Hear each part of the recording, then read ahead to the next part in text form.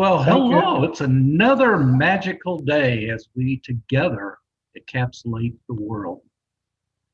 Today's session, we would like to welcome you to, and we do remind you that anytime you have a question or a comment, feel free to use the chat feature on this virtual platform to send in your question or your comment, and our good friend Bernad will provide those to us, and there will be opportunities for answering questions and comments yet today. So this is one of many of the series on that Hazard Control Technologies is delivering. I do note that in the future there'll be one on combustible dust and one on bulk handling materials, which are also interrelated to the topic at hand today, and that is coal handling hazard solutions. Hazard Control Technologies is a very proud member and sponsor of the Co-Users Group. It is a worldwide organization that provides knowledge and information and support to those who use coal in whatever industry they may be. And it is a not-for-profit organization, again, worldwide. Hazard Control Technologies also have personnel on a number of National Fire Protection Association's technical committees. These technical committees are responsible for writing codes and standards, and we are very proud to be a supporter of NFPA by providing technical knowledge and experience throughout the world today. As we talk today, we're going to kind of talk about 5 different categories per se. One's on hazards awareness, another one's a little bit on the characteristics of the hazards or simply coal. Capsulator technology, some of the basics, as well as specific hazards with parts of where we handle coal and the various services that are available and equipment to support the overall missions that everyone has to safely, healthily, and responsibly handle this very viable product that we rely on day to day throughout the world. For those who that work in the production of energy, whether that be steam and or electricity, we really realize there are some very common and significant hazards that we deal with. And while the production of steam and electricity provide life, they provide life to so many people who are on ventilators, people who need to charge their phones and to watch television and watch this webinar. Electricity becomes more and more of need. And more recently, we've heard about places that have lacked energy and the suffering and pain that went through, besides people who have lost their lives as a result. But we know that handling and working in these areas, there's hazards of dealing with high voltage and high temperatures and high pressures and fast rotating equipment. And there are hazards associated with fuels, from oils to lubricating oils, to pressurized materials, to gases like hydrogen and to coal. And today we are going to devote some of our discussion specifically on this particular very significant hazard, namely coal. We also will have upcoming in the future another presentation on power plants and energy centers and the hazards that go well beyond coal that they deal with every day, some of these listed here. The other topic that we're going to talk about is a thing called unfamiliarity. And wow, that's a really interesting topic, one of its kind, because many are very unfamiliar with capsulator technology. They're very unfamiliar with the hazards and the solutions to control those hazards associated with coal, amongst a few things. We have many that are retiring, many that are new coming into the industry, and they really just don't necessarily know. So it was with hopes today that this, as well as the other services, will help enlighten and help address that significant hazard of being unfamiliar with. As you go back and look a little bit in history, when you look at large losses large losses and millions of property dollar loss, and even human life, what we see is a very common theme. And that theme is fire and explosions are the most likely things to happen in many of the facilities that handle coal, much more than mechanical failures and collapses and electrical issues and things like that. But we see these are significant. And so for those who say, hey, I've been lucky, I've never had a fire explosion where I'm at, it probably is a matter of luck, because the hazards continue to develop, they continue to grow today, especially with that unfamiliarity component of people coming into the environment today. But do we really want to base what we do and how we do it on luck? Knowing that you're here today to watch this, and knowing that you all have a passion to learn and a passion to share, it's truly represented that you're not relying on luck. You want to continue improvement, and we appreciate that. You know, history over time has told us that things go bad. You know, the Powerton power plant had a big fire and explosion in their crusher building handling coal. And that fire grew and it traveled up the conveyors and inside the plant. People were injured, millions of dollars in damages. And by the way, they couldn't make any energy. That's a real event that happened to people. The Sooner plant had a bearing failure on the conveyor that also traveled with a fire and explosion. Lucky they had no loss of making energy, but they spent well over $6 million in just property damage alone. So these are examples of things that happen to good people. And these are examples of the things why together we can encapsulate the world with knowledge, resources, services, technology, and equipment to make a positive difference. State Line had a fire in a bunker. It's been going on for a while. You know, we've dealt with fires before. No big thing.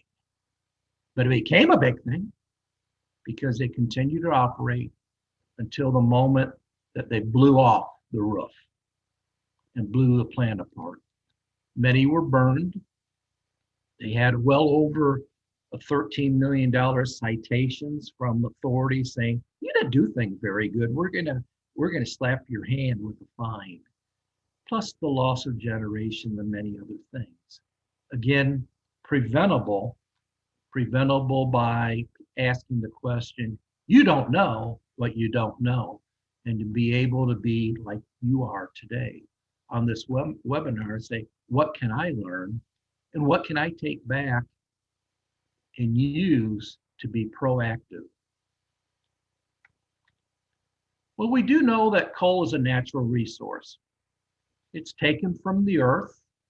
It's basically nothing more than dried out vegetation over time and under pressure with moisture that converts into coal. It's natural. It's taken from the earth and it's transported by barge or rails or ships or even trucks, where it's loaded, unloaded, and stored, and it's conveyed, and it's crushed, and it's transferred, and ultimately used to produce steam, to make electricity, for steel and other metal making, for paper in the pulp industry, for cement, hospitals, universities, industrial commercial sites, residentials. They use it for heating and cooking, and some places you can even go to a coal-fired restaurant to get your coal-fired pizza.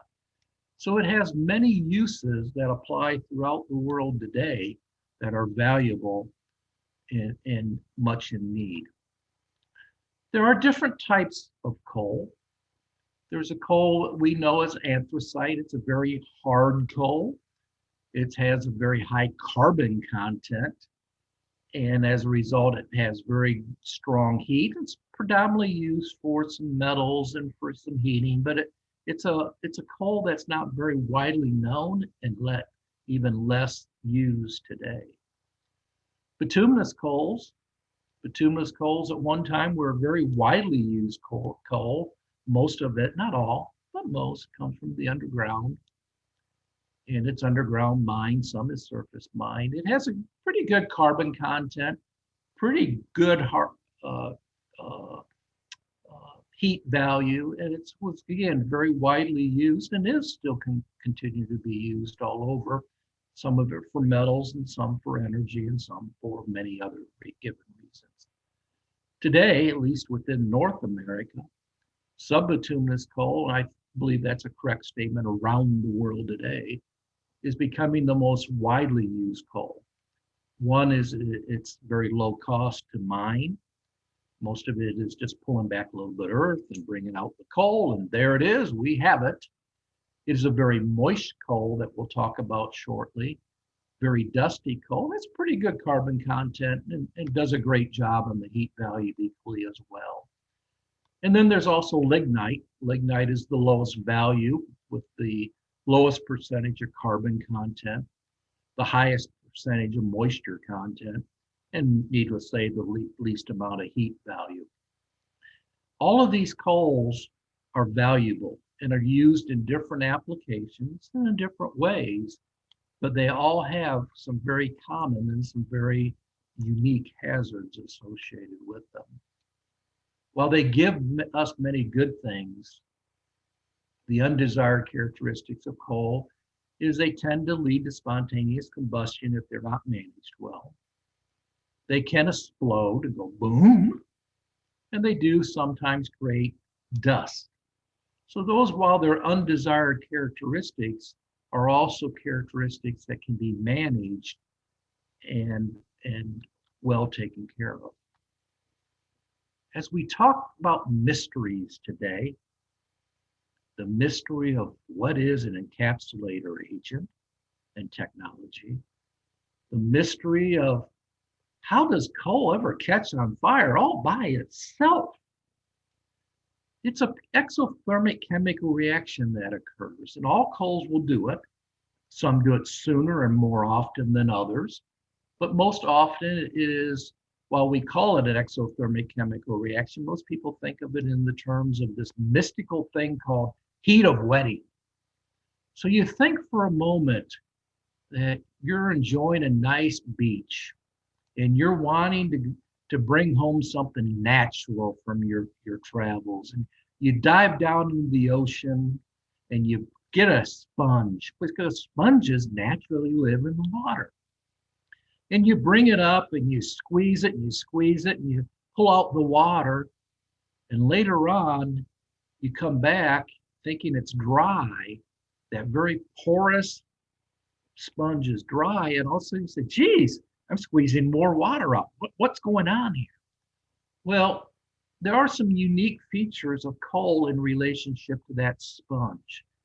Coal tends to be a very porous product as well. As it breaks apart and becomes smaller particles, not only is there more surface area, but it also opens up more pores in that. And coal is a combination of carbon, and it also has water, moisture.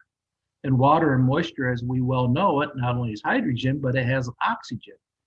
And some of your lower ranked coals, which are the most widely used today in the world, have a lot of moisture content.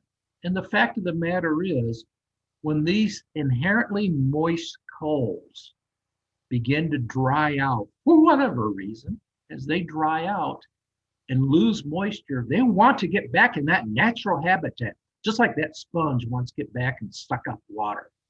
So does the coal.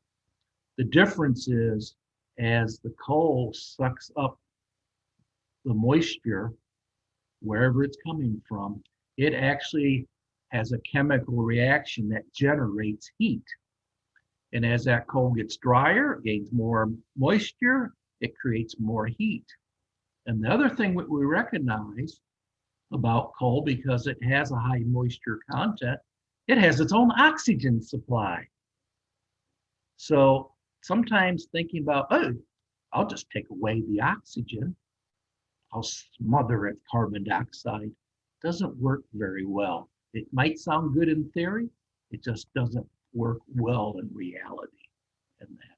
So that's a little bit about why do some of the coals catch on fire all by themselves.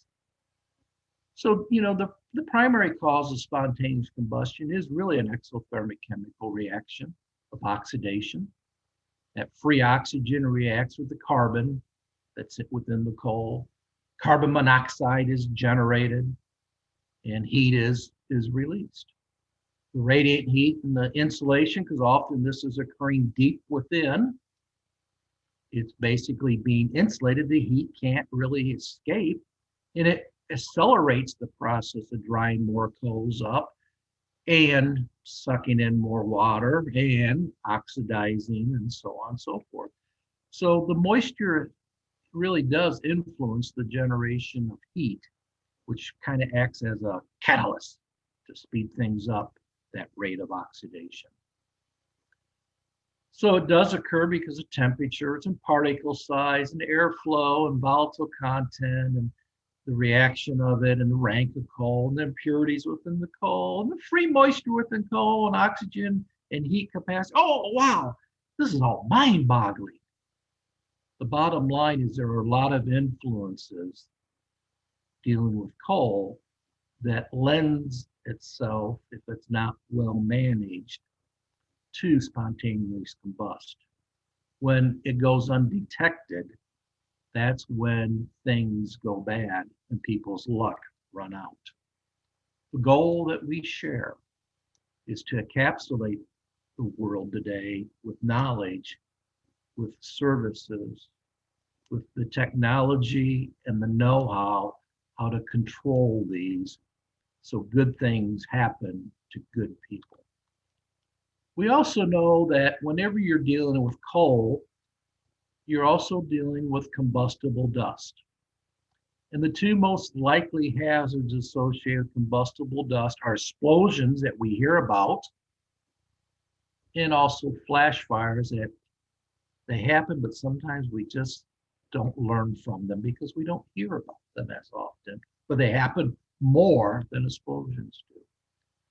So when you have a combustible dust, which is a fuel, and it is exposed to heat, and that heat may again be from that heat of wetting.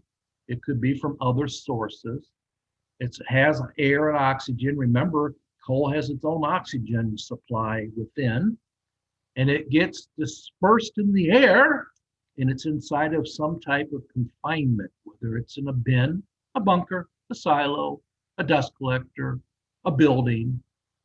When all those 5 elements are there, the explosion results. And as it's been well said, and you will hear continuously, is generally when you have a explosion, you have a second, third, or more. It's the first one that generates more airborne dust and accelerates the explosion to be more and more severe.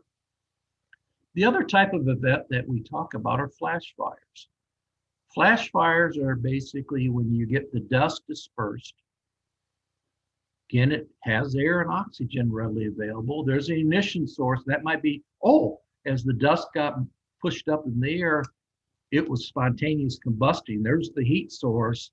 Now it's dispersed and a flash fire occurs. And as that flame front burns through the fuel, namely the coal dust, it basically consumes the fuel and ultimately burns itself out. Flash fires are the ones that happen an awful lot. You'll hear the day sometimes somebody says, "Ooh, I almost got burned. I opened up a door, walked in, and I saw this big glow, and all of a sudden, woof, the flames were chasing me out the door." That's a flash fire more than likely occurring as we relate to combustible dust. Hey, some more interesting news. You need to come back and see us some more because there's an upcoming webinar just on combustible dust as well. And we are your source for knowledge with combustible dust. As we talked earlier about magical, now we got to talk about this very mysterious. Wow, what about this mystery? It's really not a mystery. It's new technology that's been around for a while that is of great value as we learn about it. So if you'll bear with me for a little bit, we're going to go down this stream a little bit to try and help all of us understand encapsulator technology a little bit better. Most of us have learned over the years there's certain things it takes to have a fire. At first, we thought about a triangle to kind of shape that into some degree. You had to have fuel, something that can burn, and many things burn. You have to have oxygen. Fire's pretty much like human beings. We need oxygen to survive, so does a fire. Third thing it needs is heat, something to bring that fuel and oxygen mixture up to a temperature which it will ignite, and then it will continue to burn. We know some things take less heat, some things take more heat, but we know that most things have enough heat, they will burn. So as we talk about coal, we know we have fuel, we have oxygen, and we have heat. Heat of wetting is the predominant trigger for many coal-related scenarios. Well, as we began to look at how we put out fires, geez, how do these certain fire extinguishing agents work on fires? We realized there's really a fourth component to this fire tetrahedron, as we call it today. And that's the chemical reaction. That's the molecules and the atoms and all the chemistry things that are interacting together in that. And so we begin to ask ourselves, well, we know that water does this and carbon dioxide does that and foams do this. What does encapsulator technology do? And the neat thing, the really neat, mysterious thing about all of it is it works on all four. So it's a unique product that has come of its time. So around 1996, and my timing may be off, Hazard Control Technologies acquired a patent. And that was for a water additive agent that had very, very, very good cooling properties, very effective on Class A, B, D fires, and lithium-ion battery fires, as well as pressurized 2 and 3D pressure fires, dealing with both hydrocarbon-based fuels and even polar solvents, such as some of your alcohols and your ethanols that we hear about today. The encapsulator agent, F500, is marketed under that specific name of F500 encapsulator agent. It's really the technology of today and tomorrow. It really is the best of the best, dealing with everything that we have hazards for. We talked about unfamiliarity and we talked about needs. The other component in unfamiliarity, sometimes people grab the wrong thing trying to do the right thing.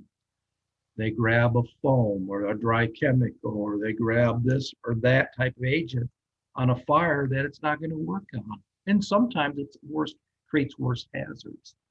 Whereas the F500 encapsulator agent is a great agent on all of the things that we can think about today and tomorrow. And that it's environmentally friendly. It has great extinguishing capability, vapor mitigation, cooling, and that's kind of the story. It all began in '96 and continues to only get better with age. And an encapsulator agent really is a water additive base that's building blocks are based on spherical micelles. These micelles are capable of encapsulating carbon molecules, both polar and nonpolar. It encapsulates the hydrocarbon liquids and even the vapor molecules. Again, it's unique and very good. It separates the fuel from the oxygen on a very chemical and molecular level, whereas some agents only do it on a mechanical level. So it's working the chemical and the molecular component simultaneously that others do not. Encapsulator technology. The next generation of fire and hazard mitigation. First, we start with a simplified version of a single encapsulator agent molecule consisting of a hydrophilic polar head which loves water, dissolves in water, and a hydrophobic, nonpolar tail which fears water and will do anything to get away from water. Once the EA molecules enter the water, they instantaneously and automatically orient with the nonpolar tails inward and the polar heads outward, forming millions of spherical micelles. Micelles travel towards and exit the nozzles, forming EA droplets. Micelles nearest to the surface of each droplet automatically break apart. The nonpolar tails orient outside the droplet, with polar heads on the surface, forming an EA skin on the surface of every droplet. In addition to the EA skin, there are millions of molecular spherical micelles within each droplet. Wow, millions. How powerful that is to do what needs to be done in both vapor mitigation and fire control and extinguishment. So the large molecule, as you see, has a polar head and it has a nonpolar tail, and they're somewhat distant apart. They act each of those ends independently. The polar head loves water. It's soluble in water, it dissolves in water. It really likes water. The nonpolar is hyperbolic. It fears, it does not like water. So the non-soluble in water does not dissolve the water, but yet accomplishes the tasks that are needed to get things done. So as F500 encapsulator solution is introduced, whether it's proportioned into the water, whether it's batch mixed in the water, different ways it can become togetherness. As it does that, is that the nonpolar tails, again, align inward to form these micelles, and there's millions of micelles being created very, very, very quickly. When the droplet's formed, the nonpolar tail sticks out of the water droplet, pulling the polar heads to the surface to form the skin, the F500 encapsulator agent skin on each very droplet. So as that droplet is really what it's doing is in one sense, it creates a circuit to suck in and draw the heat that's being driven to the internal portion of that droplet. And as that heat is being drawn in there very quickly and cooling much more effectively, often with many types of materials, class A and B and others, you will begin to see the difference in the smoke or the soot and the other environmental aspects that are taking place at that very time. Very effective, much more than water alone or any other agent alone. So while we use water sometimes to evaporate some steam, we really reduces the heat, but it's really not the greatest conductor of heat, whereas the F500 encapsulator agent droplets are very good at that thermal conveyance. They can get in there and do a better job in all due respects to water and water alone. As we will talk later today, we will see some of the benefits of rethinking how we protect conveyors and other pieces of process equipment that will actually use less water by introducing F500 and creating those micelles. We'll use less water, better overall extinguishment, less property loss, less harm to people as well. So these are also to be noted that this also encapsulates not only doing the great job with cooling, again, it's working on a molecular level and that, but it's also encapsulating hydrocarbon vapors, rendering those things not ignitable. So we think about all the different hazards we have. Wow, isn't this really great? We're getting a big bang with so little and so many of these micelles doing all the work for us and doing it more efficient than anything else out there.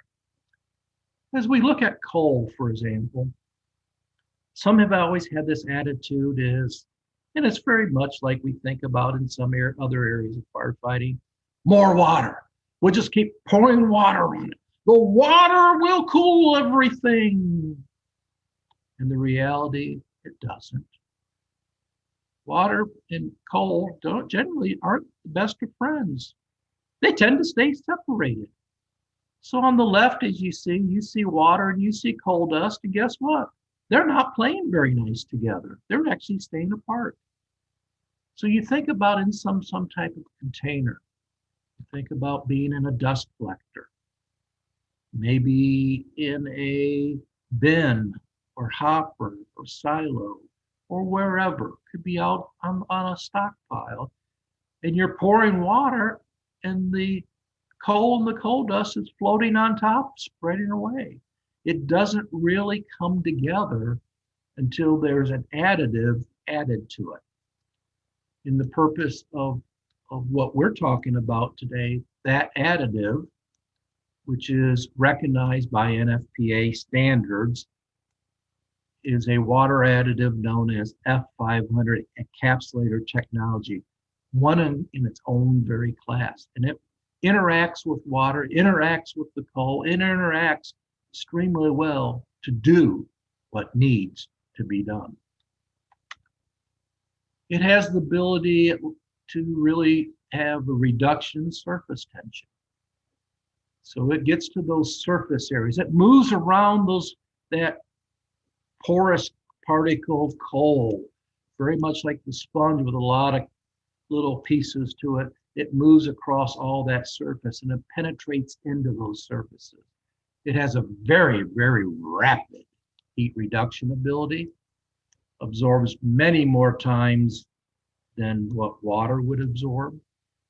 And it also provides a burns back resistance in dealing with many of the different types of materials, because it forms a chemical cocoon around the liquid and around the vapors, and it locks up those to be non-flammable as we deal with other types of hazards, flammable and combustible liquids, transformer mineral oil, and so on and so forth. Again, hopefully your curiosity is there. We'll come back for the other webinars we offer, or reach out to some of our services to learn more about how we can help you do better. It does interrupt that free radical. Again, it works on that molecular level very well by messing all those things up better than anything does. Reduces your toxic smoke, the soot from it, and geez, today we're hearing more and more about cancer with firefighters. And here there's technology called encapsulator technology that can really make a positive difference in that particular hazard. And that improves the visibility because it's doing a better job. You're not getting to see the smoke, the soot production. Therefore, the firefighters and fire brigade members' healths are better, more visible, the air quality is better. Everyone wins when they're using encapsulator technology. We talked a little bit about NFPA standards. As we talk about wetting agents, the standard that people go to is NFPA 18. And a wetting agent's really to reduce surface tension. It spreads and it penetrates. It gets across the different surfaces and into those. It has heat reduction, somewhat similar to what water would do. It converts water to steam, creates more steam than it does water. And those are wetting agents and that. There's a thing out there that's called foam.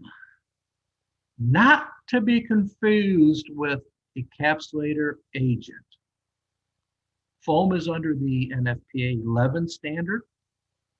Its primary way does reduce some surface reduction. In other words, it's trying to get a blanket laid across a given fire area. It's trying to get it across the fuel. It's a blanket. It's only temporarily. When you pull up the blanket or disturb the blanket, it can flare up. It can be interrupted. It can be a problem.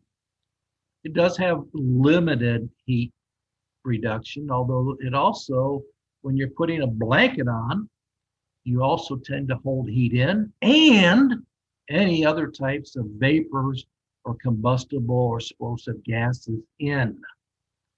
One of the relationships that we recently have talked about is people used to put foam on top of coal, and they thought, ooh, we'll smother out the fire. And then you say, oh, what did I just learn? I just learned that that doesn't smother the fire. The coal has its own oxygen generator built right into it. It's pretty smart stuff. So I'm really not smothering out the fire. I'm trapping in the heat, and I'm trapping in combustible gases. And yes, carbon monoxide, if it gets high enough concentration, can go boom. Steam, get enough of it, it can go boom as well. So often we think of foam as something being counterproductive to heat reduction.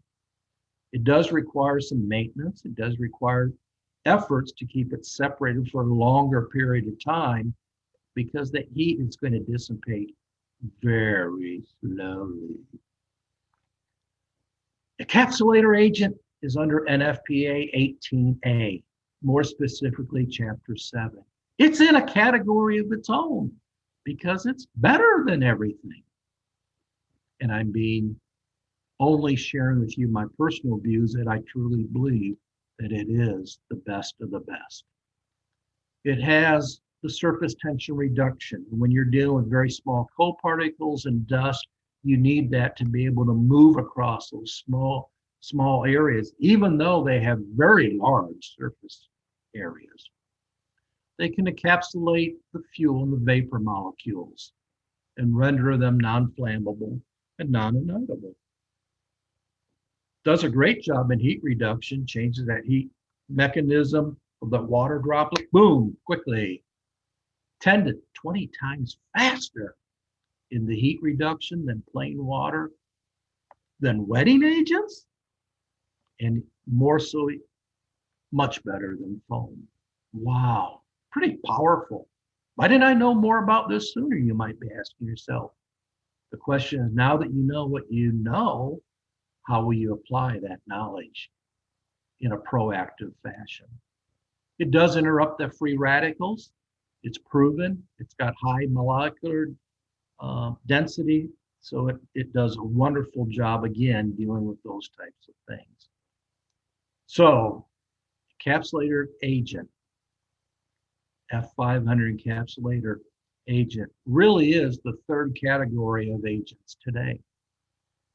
It is applied on Class A fires and two-dimensional fires, Class B fires, two-dimensional fires like gas, diesel, ethanol blend fuels.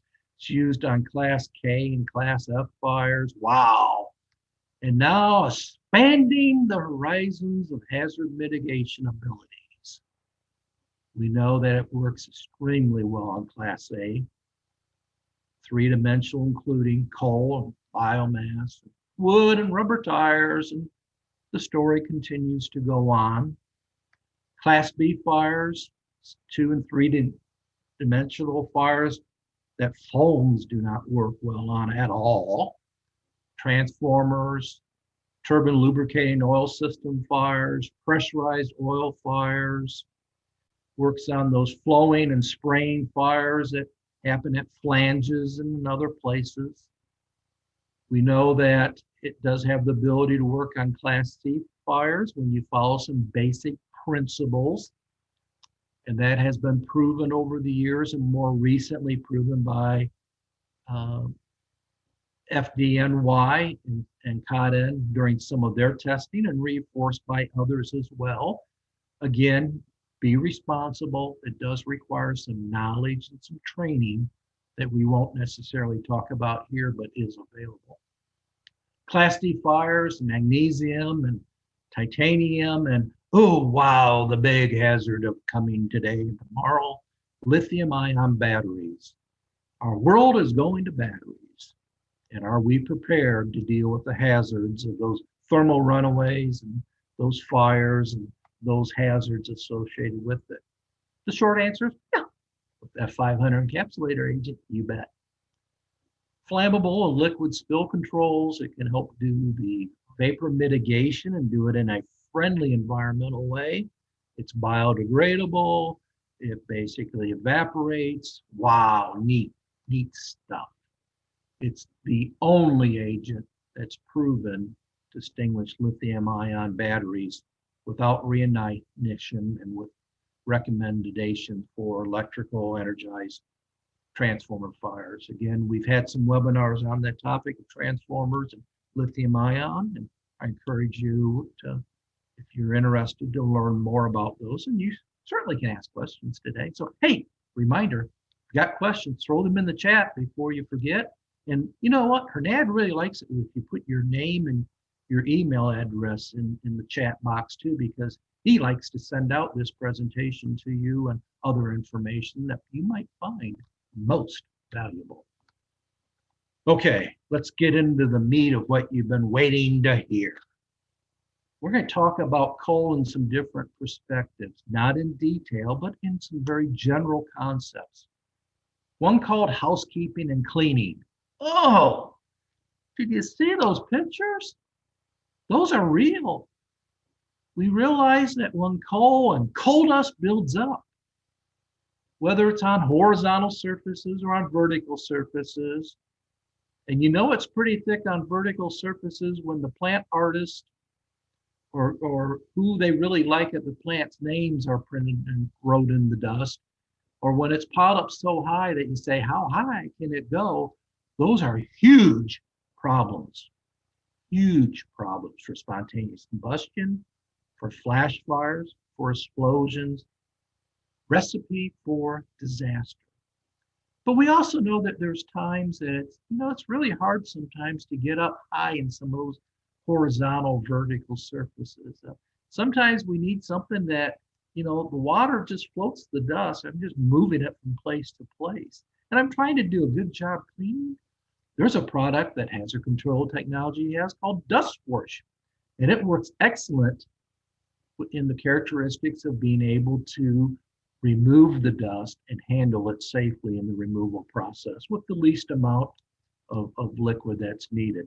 So it's a good safeguard to help you dealing with your housekeeping efforts as well. We know that from a safety and health perspective, for dust control is very important. We know that the F500 encapsulator can quickly encapsulate any fine materials like coal dust, hopefully contributing to avoiding dust fires and dust explosions. So it supports that effort rather than causes that effort. It's a superior penetration of F500 that will mitigate the dust from suspending in the air and on water. It's very efficient. It can penetrate and get around those small particles and reduce that surface tension and penetrate it. Has long-lasting burn-back resistant abilities on materials, and just cuts down housekeeping and labor and time, and fire, explosions, and property damages and harm to people. So it can also be effective in helping you control a hazard that leads to bad things. When we talk about hazards, one common theory is out there. Whether the coal is arriving, whether it's by ship, barge, or whatever, or it being conveyed or moved from point A to point B. The two biggest hazards that exist are combustible dust and the hazards associated with that, as well as smoldering or spontaneous combustion and the burning coal. Those are the two big hazards that most begin to be concerned about in a proactive manner. And yes, there are very many ways to proactively manage and control those and that, but there's also the need to be prepared and responsive when things begin to be developing. Hazard Control Technologies presents F500 encapsulator technology. The first demonstration shows the explosive effect plain water has on the smoldering coal dust, causing a flash fire. Adding F500 encapsulator agent encapsulates the combustible dust, rendering it non-flammable while safely extinguishing the fire. The second demonstration shows smoldering coal dust in a confined area. The firefighter on the left is applying water, which stirs up the coal dust, resulting in repeated flash fires, while the F500 encapsulator agent is applied on the right, safely extinguishing the fire. Whether it's an open or confined area, these two demonstrations illustrate why F500 encapsulator agent is required for fighting any coal or combustible dust type fires. Pretty amazing. Great stuff. Coal stockpile hazards. Again, we often see that somewhere on the coal pile, coal storage area, whether it's in a barn or in a dome or out in the open, wherever it may be, we often begin to see spontaneous combustion occurs. Some of it's related to coal piles not being very well managed, namely that over time, you get water and the wind and the sunlight beats down on them, the coal moisture, then you got more moisture being added to the dry coal that's naturally drying out and temperature starting to change and how we do what we do on our stockpiles. These are very common occurrences all over the world. Again, some coals are sooner and more frequent than others, but all coals will spontaneous combust. All coals will burn.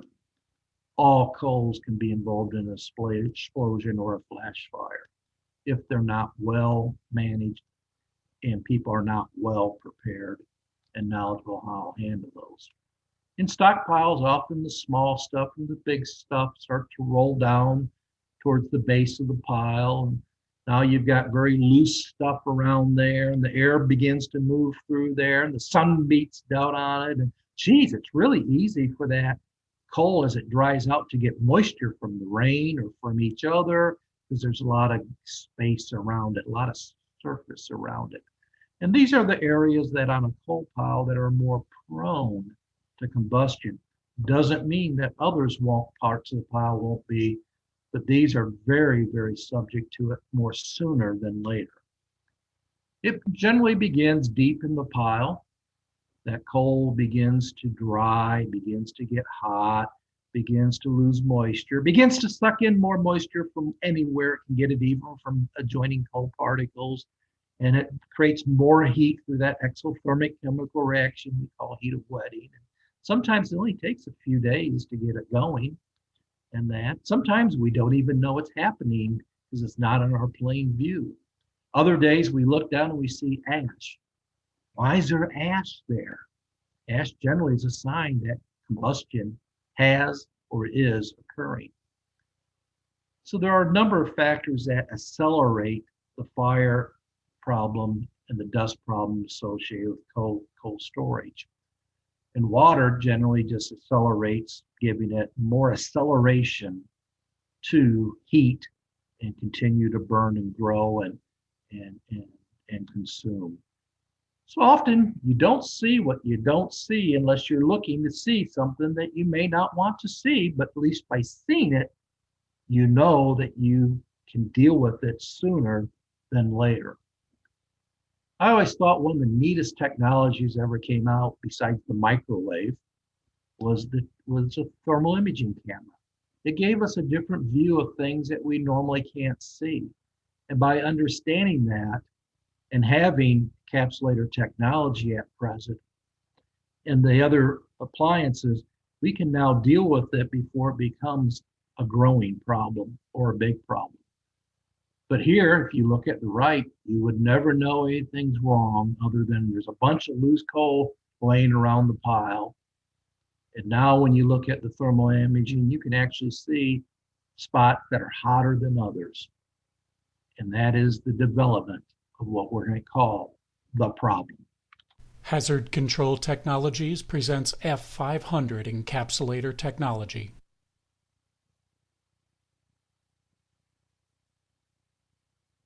This is actually a demonstration of a technology called the piercing rod that allows you to get F500 encapsulating agent down to where the problem is most efficiently.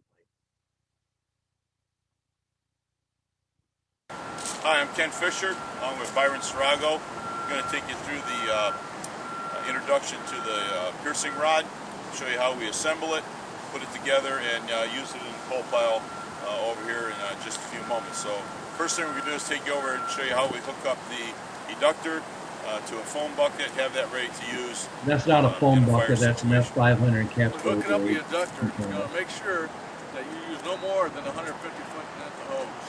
So the adductor has to be within 150 foot. You want to make sure also it's set at 1% or less. Okay, this is the typical eductor. May be different than the one at every location, but this is the typical one that came with this particular product. You notice here there's an arrow, shows you the settings, and on the end of the eductor, see that we have it at the 1% setting for this particular operation here. This way, I can't. There we go. So we're going to connect one end of the eductor to the fire hose coming from our water supply.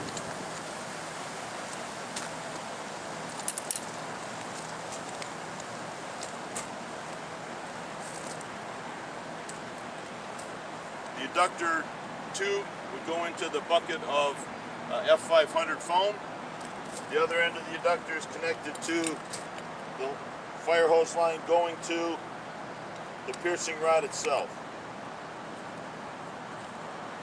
One of the hardest things it is to get old things out of our heads and new ideals into our heads. It's hard sometimes for us who've been using the word foam for a long time to get that out Cart of our contains head. all the equipment we need to put the piercing rod together. First item is the nozzle, multi-ported nozzle, so it has a nice spray pattern to it as the water and agent come out onto the coal pile.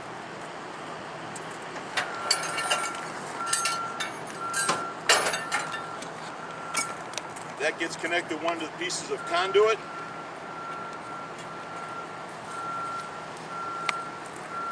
Screws on. There are 14 pieces of conduit in this particular setup. We're only going to use one for demonstration purposes today.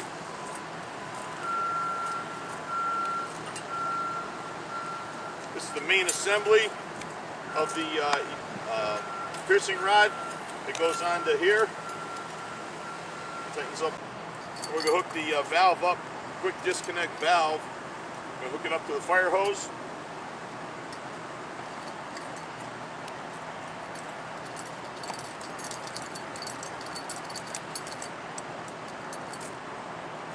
Make sure the valve is in the off position, perpendicular to the pipe. Now the quick disconnect will go on the end of the main assembly.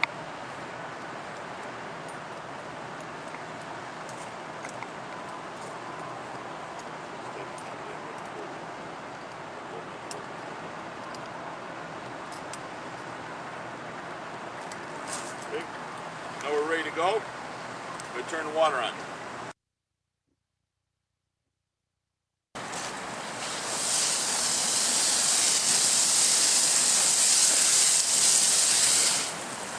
So before they begin to do the piercing to get down to where the hot spot or the problem area is, they are going to energize it to ensure that the F500 is flowing, and they're going to keep it flowing as they inject into the sensitive area.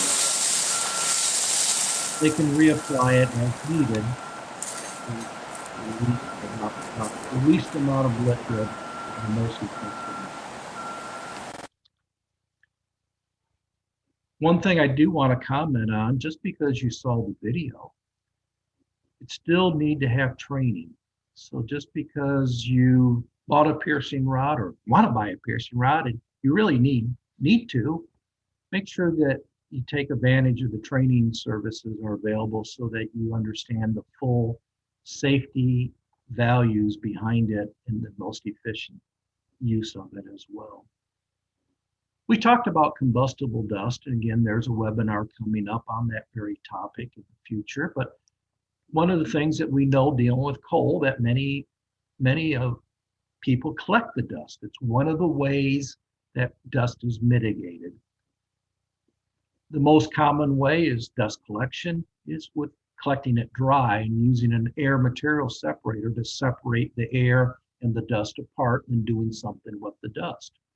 These particular dust collectors are also very subject to spontaneous combustion and explosions. And if you go back and look in history, you're going to see that they happen about every week somewhere in the world today. Some type of dust collector dealing with some type of dry product as an explosion or a fire. They happen a lot. And those who say it's never happened here probably don't know that it did or could. It's a matter of how lucky are you going to be. These are examples of dust collectors. They tend to collect the dust. Spontaneous combustion occurs, pressure begins to build up, and then the pressure is released. The explosion and all sense of the 5 elements come together. The explosion dissipates more heat, more pressure, disturbing more dust, and igniting it. And generally, again, secondary, tertiary, or more explosions happen so rapidly that the human eye doesn't see it, that makes this whole situation more bad. F500 encapsulating agent concentrate control supply system, we call in short CCS system, is integrated with a fire protection system using open nozzles both in the clean and the dirty spaces of the air material separator, also known as the dust collector. And it is the most efficient way to deal with the situation prior to opening anything. Whether you have a real fire, you have spontaneous combustion, you need to address it, but knowing that if you open up the container, it's going to blow. And now the explosion is putting people in harm's way.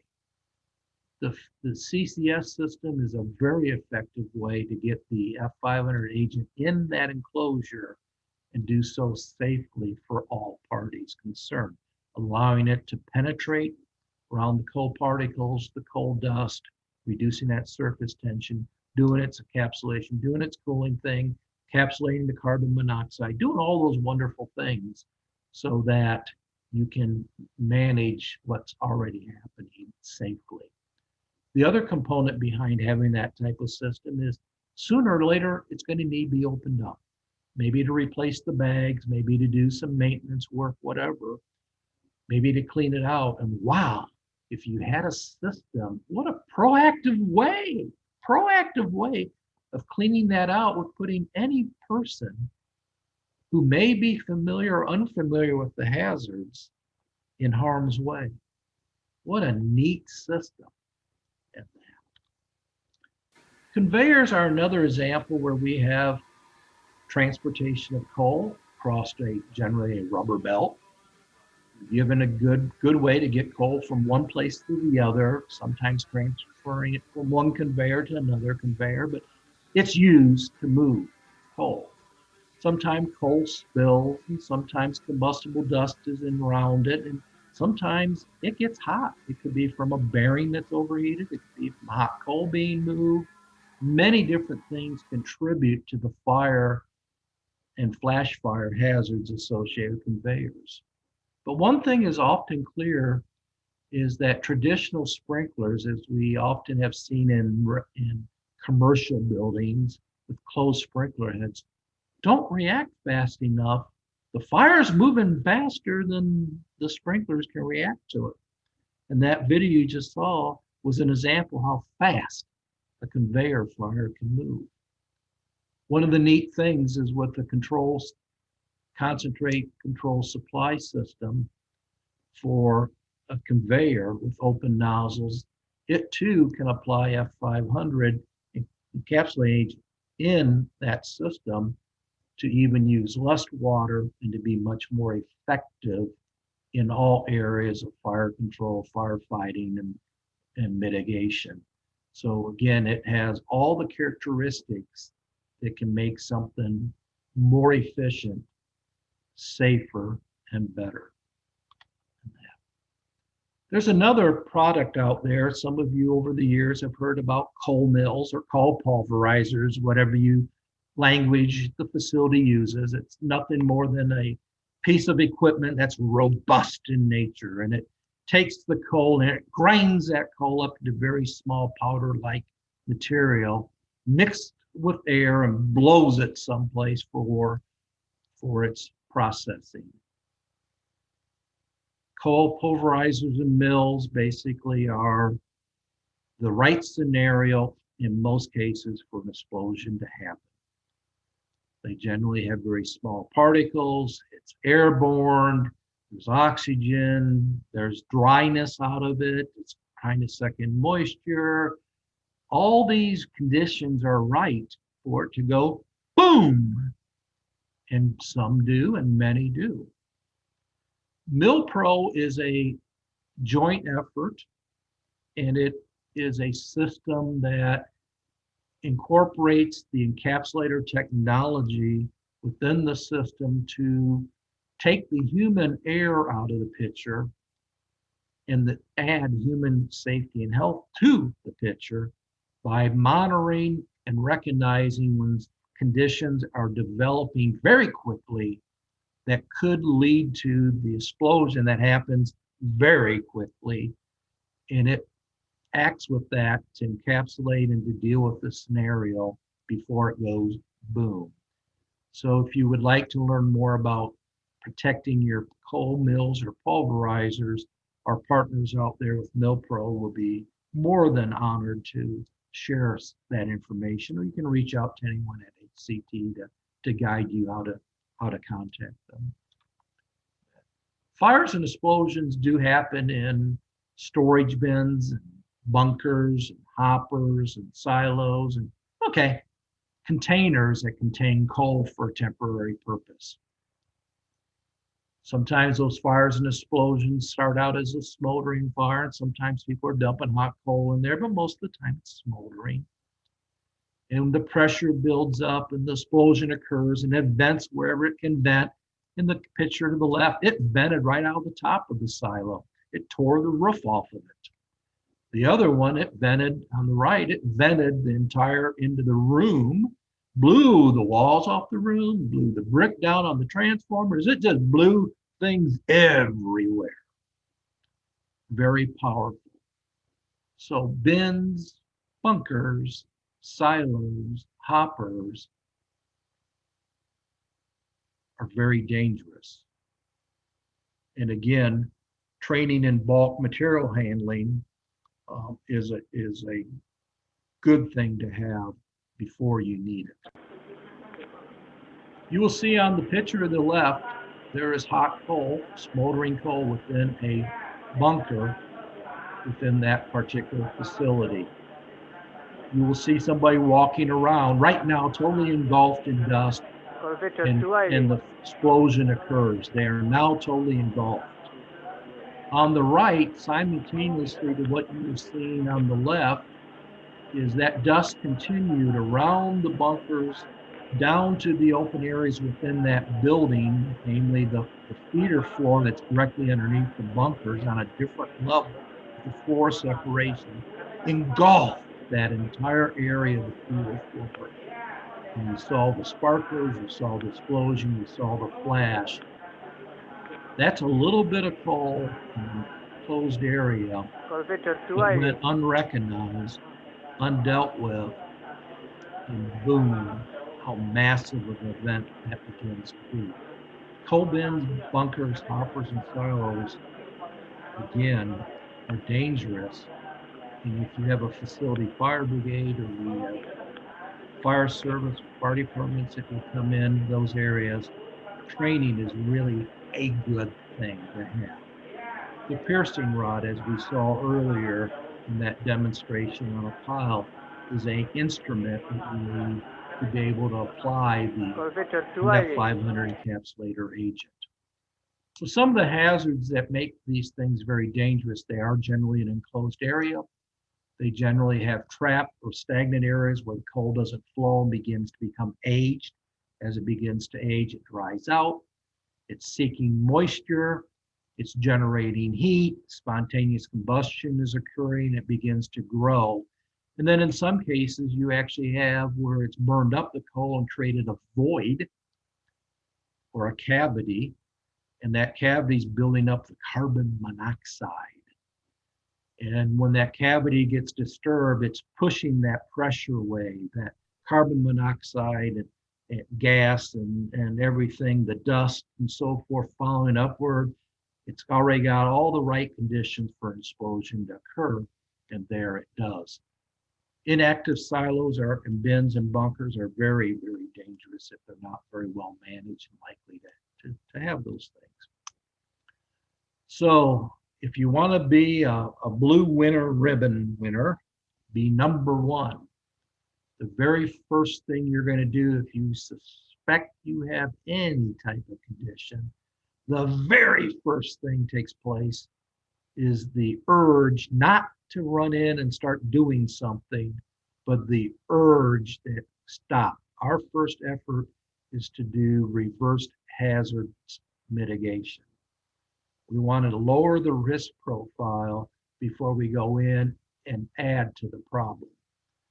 That very first series is shutting down dust collectors, it's stopping operations so that you're not contributing more combustible to the affected area. It's inspecting for and removing any combustible dust from surrounding those areas, whether it's a triple room, a cascade room, a bunker room, whatever that area is adjacent to the areas, you got to get it cleaned up. You got to remove that. Got to remove it from the roof, from the ceiling, from the walls, from the structural beams, from the piping, from other surfaces. Clean it up. Remind you, Dust Wash is a product that works very effectively to support that particular function of cleaning things up, as well as a 500 encapsulator agent. Then you want to apply so that you are applying a coating of that 500 encapsulator agent to the surfaces. So inside that bin, bunker, whatever, you want to apply it. Generally, the piercing rod with the use of a cellar nozzle that comes with that kit is an excellent appliance to apply the F500 so that you're getting cleaning, removing of that dust and particles on the upper, the inside of that ceiling, roof, or whatever, the structural beams and all that, the walls. You're getting that all cleaned up to again, remove that hazards. Then applying a coating of it on top of the surface, again, predominantly to help mitigate dust, to do some of the encapsulation of the smaller particles and so forth. You're going to be monitoring carbon monoxide. That's a leading indicator you got a fire developing, and temperatures on a continuous basis. The very first thing you do is get people out. You don't need bystanders coming around. You need people away from the area and very thoughtfully go through, identify the hazards, reverse those hazards by mitigating them, and continuously monitoring in that. And once again, training on these hazards is of utmost importance and so forth. The piercing rod is a tool that not only is used in the coal stockpile, but commonly used in coal bins, bunkers, silos, hoppers, and so forth, generally to get into deep-seated fires. It allows you to get to those deep-seated areas with the minimum amount of water and apply the F500 encapsulating technology with the greatest efficiency. And as you do so, you'll see the rewards for Hazard Control Technologies presents F500 encapsulator technology.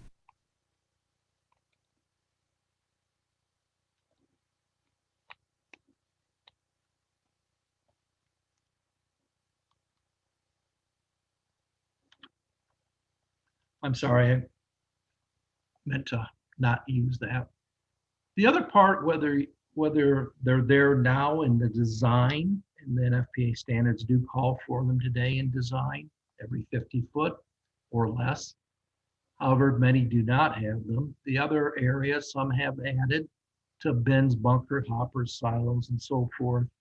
Generally, they're storage tall, is access ports. And access ports provide you an avenue to be able to get into some areas sooner, more efficiently than having to go from the top all the way down through the coal to get to where the problem areas are.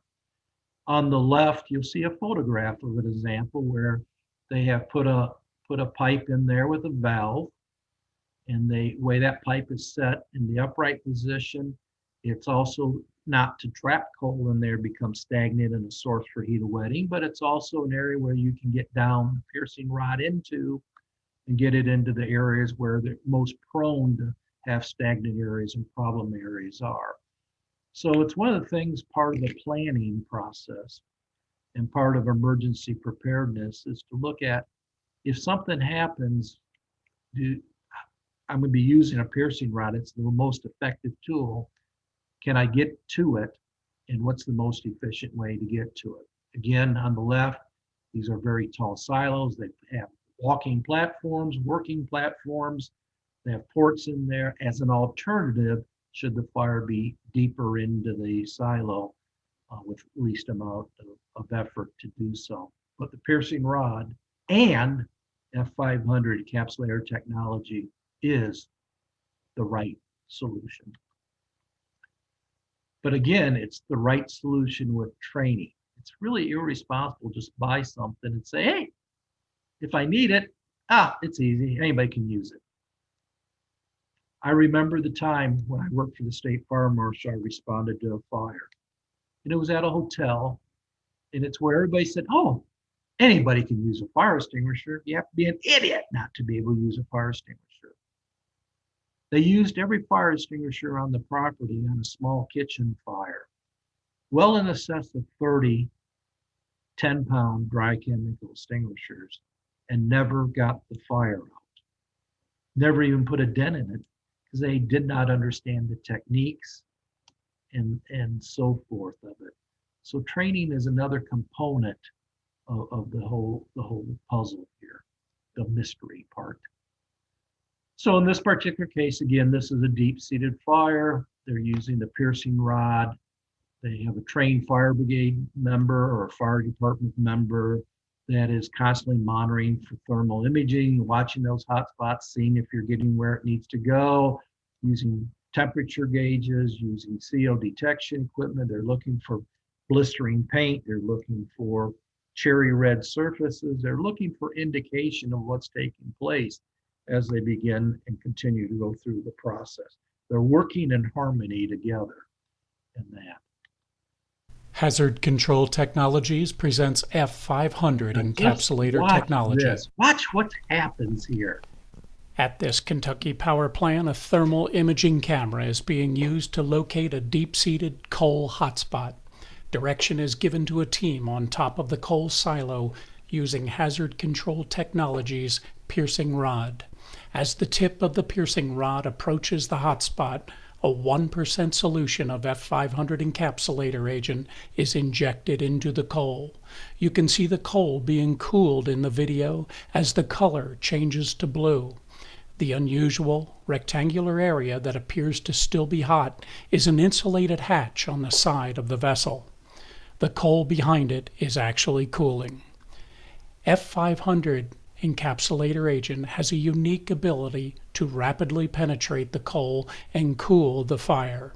The F500 molecules form a protective skin around the water droplets, and the nonpolar tails of the F500 molecules draw the heat into the center of the water droplets. The water drops efficiently absorb the heat, resulting in rapid cooling, unlike water, which mostly evaporates as steam. Once the thermal imaging team is satisfied the hazard has been eliminated, the piercing rod operation can be terminated. If the hotspot remains, the piercing rod will be withdrawn and retargeted until the fire is out. Now, isn't that exciting? That's really neat stuff to see.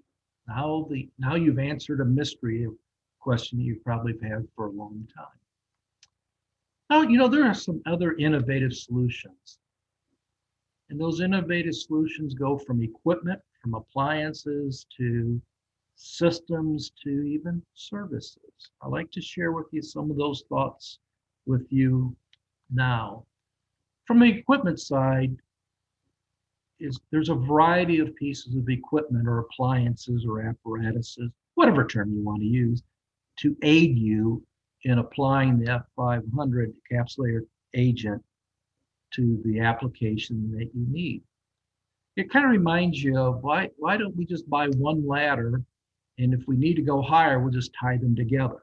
Well, we realize that ladders have different purposes, different intentions, just like appliances have different purposes and different attention needs. You know, F500 encapsulator agents available in fire extinguishers.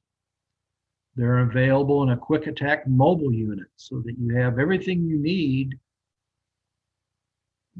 Once you have a water supply, boom, you got everything you need to go to town. You've got portable carts, you've got CAS systems and compressed air systems, you got mobile response trailers, there's the piercing rod kit. There's also a thing called the TKO nozzle, which is a very efficient nozzle with low GPM abilities, if you so desire, and it's got the agent right there, the F500 encapsulator agent right there, so it's very easy for you to manipulate and maneuver to deal with what the issue may be. Sorry, I don't have a photograph of that here, but the bottom line is Hazard Control Technologies has a variety of appliances to meet the need to support you in getting the F500 encapsulating agent where it needs to be properly. The concentrate control supply systems that I mentioned earlier, some of them might be a bladder tank design, some may be water-driven proportioners, some may be pump systems. And again, we did have a webinar recently on CCS systems. But CCS systems are incorporated within fire protection and suppression systems so that they're delivering the F500 encapsulator agent to where the hazards are. They are well known to be put in around transformers. They are put in a lot of coal silos, bins, bunkers, and so forth. Use them for two purposes. One, they use them to, if they do have a problem, that they can use that system to reverse hazard mitigation. In other words, that's the way they can also remove the dust and so forth, and keep people away from the area. And they also can use it for, hey, we're getting ready to go in an outage, and geez, we got to get in and clean we got to get in these areas with people to inspect. It's a great way to clean them again without putting people at risk standpoint. So those systems are available for bins, bunkers, silos, transformers, lots of other systems out there for most every hazard that's there today. Again, you can learn more about that by talking to anyone with Hazard Control Technologies. They would love the opportunity to share their experiences with you. Another solution is consulting and training. There are some very good experts and subject matter knowledgeable individuals within the Hazard Control Technologies family. They help with coal handling fire protection assessments to the dust hazards analysis that's required by NFPA and other safety and health organizations. They can help provide emergency preparedness and response planning, helping you be ready for something that you don't want, but you're ready for it. It's better to do it sooner than it is when it happens. And that they do have people available to support you on when everything's gone bad. We need somebody that can kind of be a visor to us to give us technical information that we can digest and use to deal with the situation. There's training courses. There's a combustible dust hazards awareness course. There's bulk storage hazard awareness on different bulk materials, whether it's biomass or coal or whatever. There's coal handling hazard awareness. There's even emergency response training. So there's a variety of services that you can capitalize on to go along with the hazard mitigation and the hazard controls that you're seeking at any given time.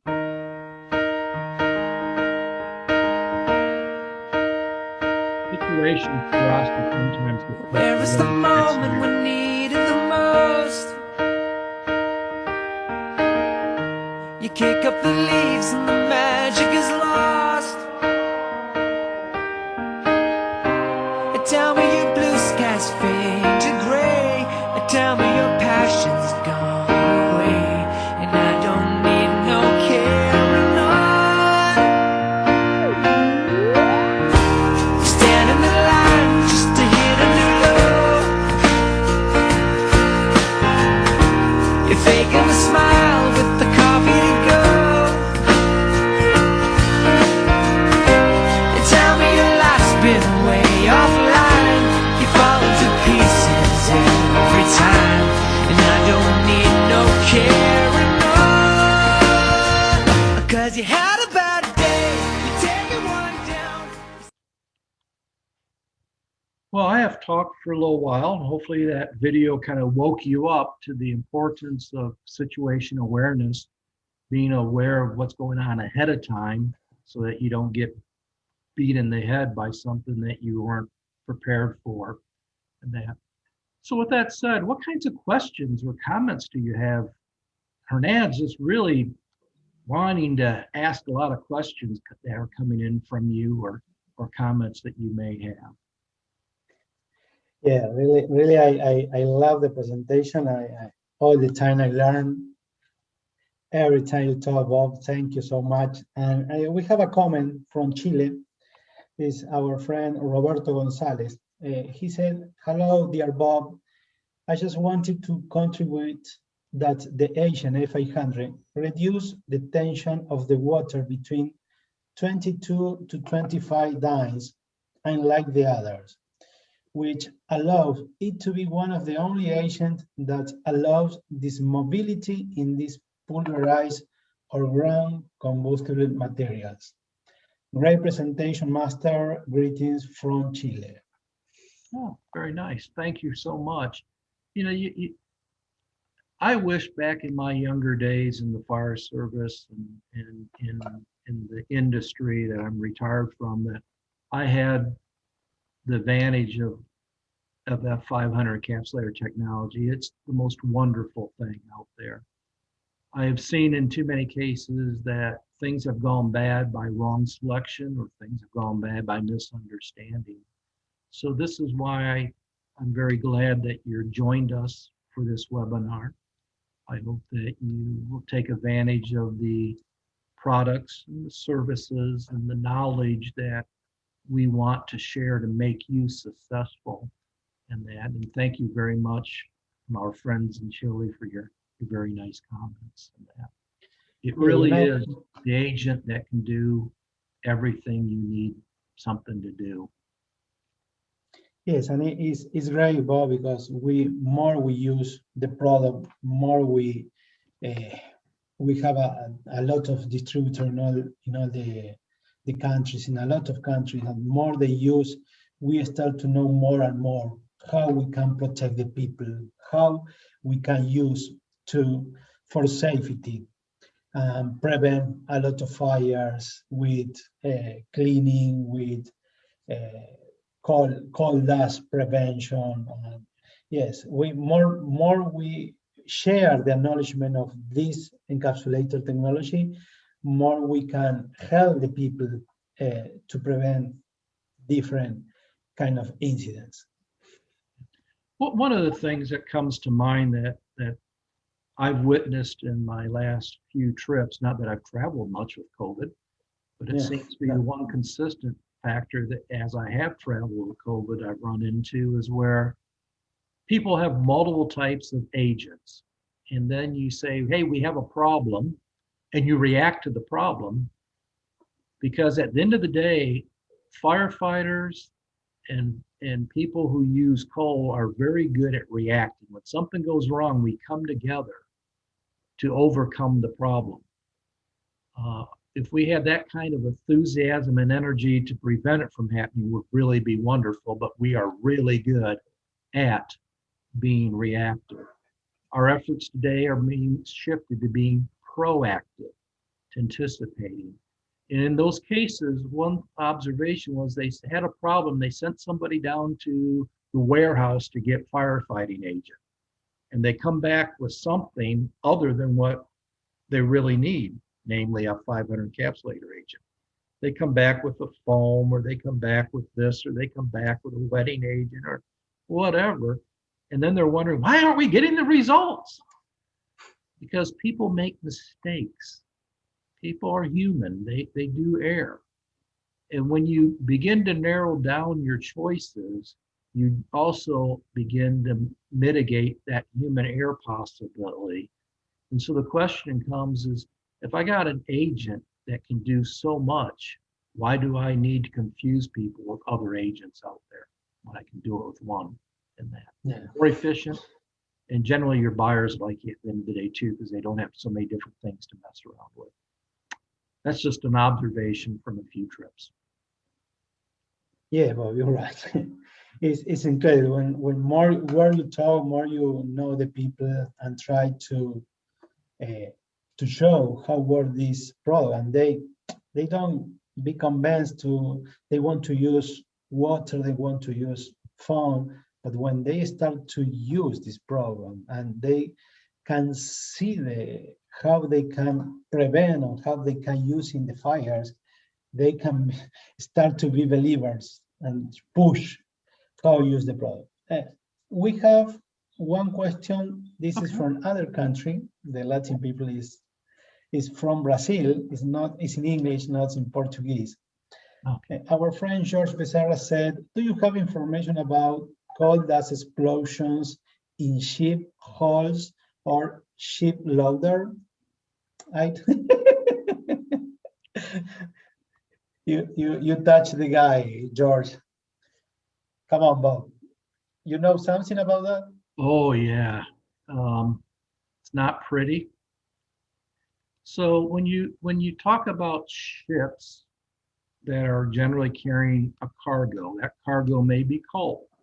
That cargo could be biomass. That cargo could be flammable or combustible liquids. All of those have fire and explosion hazards associated with it. So in the particular case of carrying coal in there, so you have a very tight environment. Generally, they're enclosed. So you've got confinement, you've got fuel. Often inside there, they even got some water laying around from once upon a time when they were loading the ship, it rained or wet coal or whatever. And so you begin to have all of the right environment for a spontaneous combustion to occur. And if the dust does get airborne for whatever reason, that could be a very simple thing of opening up a hatch and the air movement or the wind blows it and makes it airborne. It is possible to have a flash fire and explosion. They can happen in that. The challenges today, more so with coal in openness, is a lot of the coal qualities have changed a little bit, that they're more prone to exothermic chemical reactions. They're more reactive to the moisture, the heat of wetting, and that often it's mined. It sits around unmanaged, no compaction, no control, so it's just thrown out someplace. Then it's thrown in the ship loosely. Then it's out there in the ocean for a while and moves around for a period of time. And then it gets to port and the people say, man, this stuff's really hot. I don't want that. Look, it's hot. And then they begin to move it. And as they move it, they drop it, they haul it with a crane, whatever, barge and loader, whatever the thing may be. And now you got airborne dust and it goes woof, it flashes. The reality is those things are happening today. Yes. I was at a facility years back and they told me that, I asked the question, I said, so what do you do when those ships are out there for 30 days? 30 days, they're hauling that coal over to you, 30 days. What do you do if the coal's hot? Oh, we don't take hot coal. I said, oh, cool, you don't take hot coal? That's really good. Yeah, if coal's hot, we tell them they have to leave. They can't stay. They got to go out to ocean someplace and put out the fire. F500 encapsulating technology is the right stuff to do that. But so I asked them, I said, well, how do you know when it's hot? They said, oh, well, if it's hot, we don't let them come in. But if it's warm, they can come in. So what's the difference between hot and warm coal? I don't know. Neither does anybody else. It's a matter of personal definition. So to answer, I think the question is, coal being in a cargo of a ship can be a problem. Technologies and techniques such as being prepared with the F500 encapsulating agent, a piercing rod, thermal imaging camera, carbon monoxide monitoring are all necessary tools with training how to be able to recognize and manage it. The bottom line is there's not a lot of management of coal going into the ship or while it's being transported. I do also want to note that some of these ships have other types of hazards with them. They may be vapor related, and Hazard Control Technologies does have an agent to encapsulate vapors. Works extremely well in cleaning ship cargo spaces, dealing with that vapor as well as the fire-related issues with it too. So if you have questions about those types of things, we have some of the best people in the world that can support you there. So Hernad, in 510 questions or minutes or later, did I answer his question? George, you have to. Did I do okay? It's okay with your answer? Okay. Thank you. Let me throw in. Go ahead, Mike.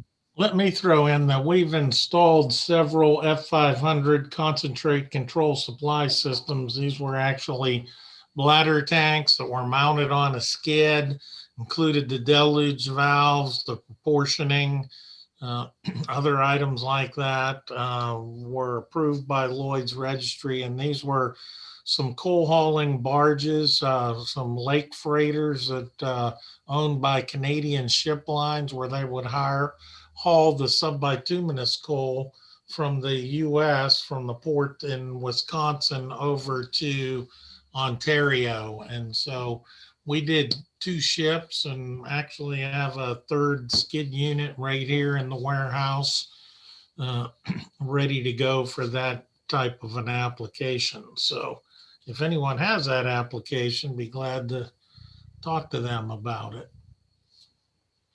Very good. Exciting stuff.